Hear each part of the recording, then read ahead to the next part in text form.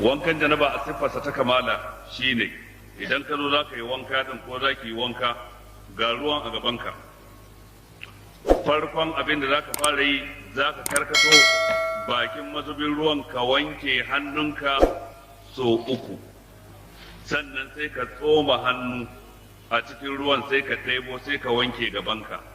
A daidai lokacin da za ka wanke gabanka a lokacin za ka kulla niyya ta wankan janaba wanda yake wajibi ne, wanda yake farilla ne, wanda yake dole ne.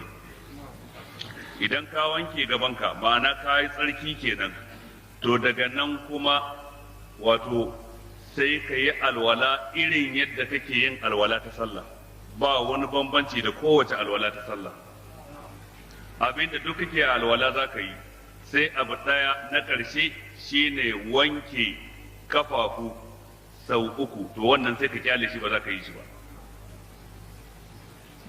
To daga nan gurin sai ka ɗebi ruwa a cikin tafin hannunka ɗaya sai ka zuba a kanka, ko da yake kafin haka ya kamata ka tsoma yatsunka hannunka guda 2 a cikin ruwan da kake wanka da shi, ba tare da ka ɗebi ruwa ba ka fito da shi sai ka mummurza kanka, saboda kowane gashi da ya buɗe lokacin da mani ke kokarin fita daga jikinka ya koma yadda yake. Dan gashin dan adam yakan bubbuɗe, musamman gasunsa na ka, gashinka idan ka zuba ruwa a haka na iya haifar maka da ciwon kai ko wani abin da daban. To bayan ka mummurza kanka to shine sai ka kamfaci ruwa cikin tafin hannu sai ka zuba a kanka ka tabbatar ya game ko ina a kanka. Sai kenan ka sake kamfata na 2 ka tabbatar ya game ko ina a kanka, sannan kuma ka sake kamfata na 3 ka tabbatar ya game ko ina a kanka.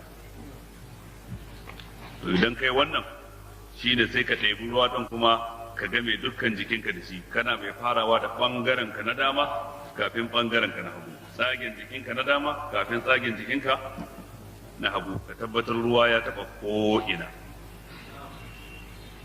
To idan ka yi wannan ne ka kammala, abu na ƙarshe shine sai ka wanke kafar dama ka kuma wanke kafar hagu, cikon alwalar da ka riga ka faro.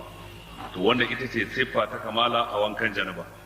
In wankan janaba ne haka ake yi, in wankan haila ne haka za a yi, in ma wanka ne na biki, jinin biki ya dauke haka mace za ta yi. Bambancin su kawai shine niyya ce take bambanta su. In za ka yi wankan juma'a ma haka za ka yi, in za ka yi wankan idi ma haka za ka yi, bambanci shine niyya. To wannan ita ce siffa ta kamala. Kun ga idan kun lura da wannan siffa, wato tsarki, wato mutum ya wanke gabansa ko al'aurarsa kenan, wanda a lokacin zai kulla niyya. Daga nan gurin sai alwala, cikakkiyar alwala. Daga nan gurin sai wanke kai sau 3, kuma ruwan da mutum zai ɗiba kare wuce cikin tafin hannu ɗaya. Daga nan gurin sai game jikinsa dukkan ruwa, daga nan sai wanke kafafu. Idan ka ka sai ga ababai guda 4 ne ake yi a cikinsa.